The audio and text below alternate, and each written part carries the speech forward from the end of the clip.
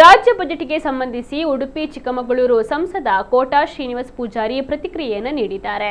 ಸಿದ್ದರಾಮಯ್ಯ ದಾಖಲೆ ಮಾಡಿದ್ದಾರೆ ಬಿಟ್ರೆ ಬಡವರಿಗೆ ನ್ಯಾಯ ಸಿಕ್ಕಿಲ್ಲ. ಬಹಳ ಹೆಚ್ಚು ವಿತ್ತೀಯ ಕೊರತೆ ಅನುಭವಿಸಲಿರುವ ಬಜೆಟ್ನಿಂದ ಹಿಂದುಳಿದ ವರ್ಗಕ್ಕೆ ಯಾವುದೇ ರೀತಿಯ ಸಹಾಯ ಇಲ್ಲ. 1 ಲಕ್ಷ ಬಡ ವಿದ್ಯಾರ್ಥಿಗಳು ಹಾಸ್ಟೆಲ್ಗಾಗಿ ಕಾಯ್ತಾ ಇದ್ದಾರೆ. ಅಲ್ಪಸಂಖ್ಯಾತರಿಗೆ ಕೊಟ್ಟದಕ್ಕೆ ವಿರೋಧ ಇಲ್ಲ. ಅವರಲ್ಲೂ ಕೂಡ ಬಡವರಿದ್ದಾರೆ. ಹಿಂದುಳಿದವರಿಗೆ, ದಲಿತರಿಗೂ ಕೂಡ ಸಹಾಯವನ್ನ ಮಾಡಬೇಕಿತ್ತು. ಹಿಂದುಳಿದ ವರ್ಗದ ಯಾವುದೇ ನಿಗಮಗಳಿಗೆ ಅನುಕೂಲ ಕೂಡ ಘೋಷಣೆ ಮಾಡಿಲ್ಲ ಅಂತ ಹೇಳಿದ್ರು. ಅಂಗನವಾಡಿ ಕಾರ್ಯಕರ್ತೆಯರಿಗೆ ಸಂಬಳ ಜಾಸ್ತಿ ಮಾಡಿಲ್ಲ. ಆಶಾ ಕಾರ್ಯಕರ್ತೆಯರಿಗೆ ಸಂಬಳ ಜಾಸ್ತಿ ಮಾಡಿಲ್ಲ. ಸರ್ಕಾರಿ ನೌಕರರಿಗೆ ಹಳೆ ಪಿಂಚಣಿ ಕೊಡ್ತೇವೆ ಎಂದಿದ್ರು. ಪ್ರಣಾಳಿಕೆಯಲ್ಲಿ ಕೊಟ್ಟ ಯಾವ ಭರವಸೆಯನ್ನ ಕೂಡ ಬಜೆಟ್ನಲ್ಲಿ ಈಡೇರಿಸಿಲ್ಲ ಎಂದು ಕೋಟಾ ಅಸಮಾಧಾನವನ್ನ ವ್ಯಕ್ತಪಡಿಸಿದ್ದಾರೆ. ಸನ್ಮಾನ್ಯ ಸಿದ್ದರಾಮಯ್ಯನವರು ದಾಖಲೆಯ ಮಟ್ಟದಲ್ಲಿ ಬಜೆಟ್ ಮಂಡನೆ ಮಾಡಿದ್ದಾರೆ ಅನ್ನೋದು ಅವ್ರ ದಾಖಲೆ ಬಿಟ್ಟರೆ ಬಡವರಿಗೆ, ದುರ್ಬಲರಿಗೆ ಯಾರಿಗೂ ಕೂಡ ಇದರಲ್ಲಿ ನ್ಯಾಯ ಸಿಕ್ಕಿದ್ದೂ ಇಲ್ಲ ಮತ್ತು ಸಹಾಯ ಆಗಿರುವಂಥ ಸ್ಥಿತಿಗಳು ಕೂಡ ಇಲ್ಲ.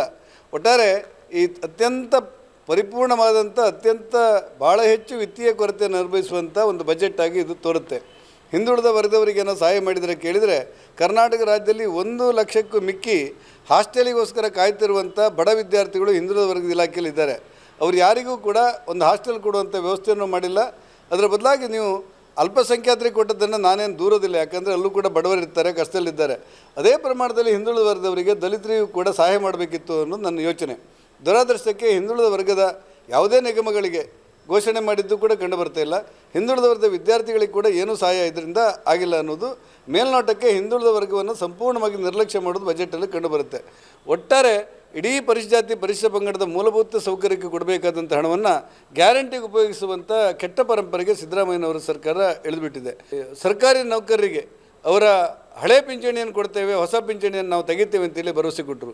ಎಲ್ಲ ಭರವಸೆಗಳನ್ನು ಕೊಟ್ಟು ಅಧಿಕಾರಕ್ಕೆ ಬಂದಿರುವಂಥ ಸರ್ಕಾರ ಅಂಗನವಾಡಿ ಕಾರ್ಯಕರ್ತರಿಗಾಗಲಿ, ಆಶಾ ಕಾರ್ಯಕರ್ತರಿಗಾಗಲಿ ಅಥವಾ ಸರ್ಕಾರಿ ನೌಕರರಿಗಾಗಲಿ ಯಾರಿಗೂ ಕೂಡ ಸಹಾಯ ಮಾಡಿದ್ದು ಈ ಬಜೆಟ್ನಲ್ಲಿ ಕಂಡು ಬರ್ತಾ ಇಲ್ಲ. ಒಟ್ಟಾರೆ ಕೇವಲ ಪ್ರಚಾರಕ್ಕೋಸ್ಕರ ಮತ್ತು ಕೇಂದ್ರ ಸರ್ಕಾರ ಮಾಡಿರುವಂಥ ಕಾರ್ಯಕ್ರಮವನ್ನು ನನ್ನ ಸರ್ಕಾರ ಮಾಡಿದಂಥ ಬಿಂಬಿಸೋದಕ್ಕೋಸ್ಕರ, ಜನರಿಗೆ ಅವರ ದೃಷ್ಟಿಗೆ ಮಂಕುಬೂದಿ ಹಚ್ಚೋಕ್ಕೋಸ್ಕರ ಮಾಡಿರುವಂಥ ಒಂದು ಅಸಹಾಯಕವಾದಂಥ ಬಜೆಟ್ ಇದೆ ಅಂತ ಕಂಡು ಬರ್ತದೆ.